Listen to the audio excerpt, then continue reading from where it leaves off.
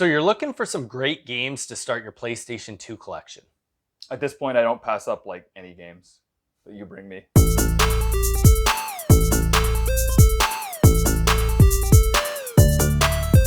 So today in this video, we're going to go over some good staples that you should look at or consider getting for your PlayStation 2 collection, and going over what the price of each of those games are going to be. Yeah, it should kind of be like a starting point for your PS2. Like these are some great, we've talked about this before, how they're kind of just these great bangers that are, you'll really have you'll get your money's worth, even if they are a little bit more expensive. And we're going to start strong with the first Ratchet and Clank. Now, I remember buying this game brand new, and I believe another friend of ours had it too, and we were kind of playing it around the same time, and I don't even know how to explain it.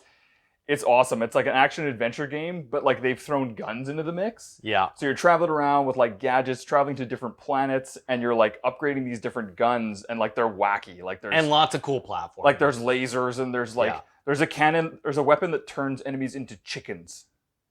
Like, you remember that? Like, yeah, it's great. And so again, I'm not going to go over every single weapon, but I had lots of fun with this game, and a cool thing about this game is if you dig this game, you get it and you love it, there's more. There's three of them that came out on the PlayStation 2. There's 4 on the PS2. So we're talking about the first one today, because I mean, I don't know if it's the cheapest, but how many shillings is this one? Yeah, that one's going to be about $15. And as far as most of the Ratchet and Clank games, you should be able to get them for $20 or less. The first one you'll be able to get for $15. Great way to start the collection. And you know what? The beauty of the PlayStation 2 is a lot of the games are really not that expensive. There are some expensive games, but especially some of the bangers that you remember playing growing up, they're not very expensive today. And it has a monster library. Which brings us to Final Fantasy X. I mean, if you played any of the Final Fantasies, you'll definitely enjoy this one. You're going through it right now, right? Yeah, I'm going through it on the Switch right now, the remaster. Okay. And that's my first time playing it, and I'm having a lot of fun with it. The leveling up tree, totally different than what I'm used to, but I'm having a lot of fun with the game. That's Would highly Final Fantasy recommend. Yeah, and you'll get a lot of hours out of it, and it's a good story. And this game is relatively cheap too. I mean, at $10, you'll get lots of hours out of it. Yeah, like, and for $10, like that's, yeah, you'll easily. The thing I usually do is, this isn't always easy to do, but I try to get an hour for every $1 I spend on a game. So PS2 makes that easy. PS2 makes that really easy, especially with a game like Final Fantasy. And probably a game like this as well. Moving on to Shadow of the Colossus. Now, this game has reached cult classic at this point, like cult classic status.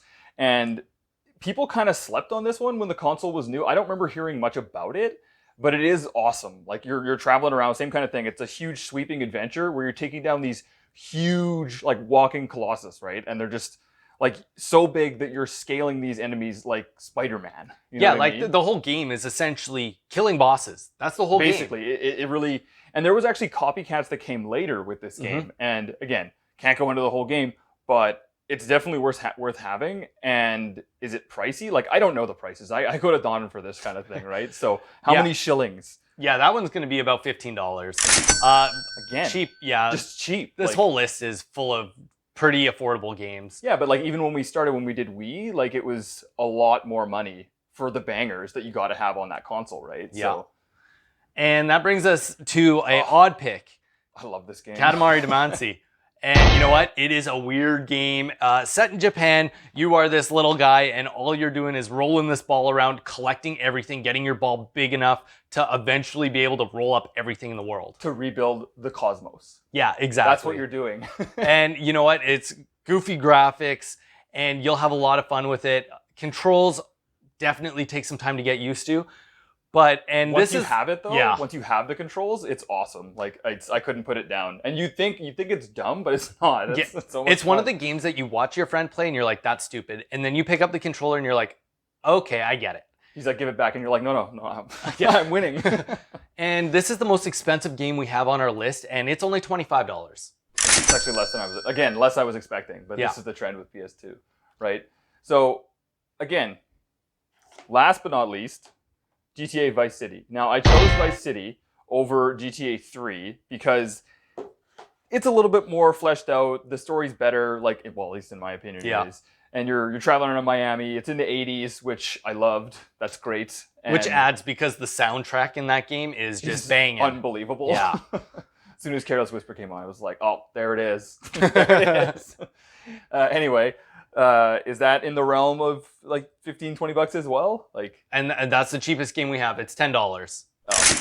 I mean, like, then just like this is the last we're talking about, but go pick it up first. Yeah, like, and you know what? The one thing he didn't mention in this game, pick it up, go look up all the cheat codes, throw them in, and just have a blast. As soon as you throw the cheats in, I mean, if you want to play the story, obviously do that too. It's great.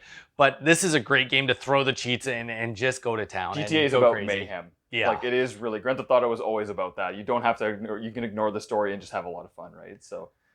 And that concludes our list of games that you should get to start. We are going to have another list of some more bangers that you should have for your collection. And that video is going... No. What? It's not covering my face. No, it's definitely going over here. I can't believe you keep getting away with this, that I am the one doing the editing. Yeah. If you like it going over their face, his face, like and subscribe.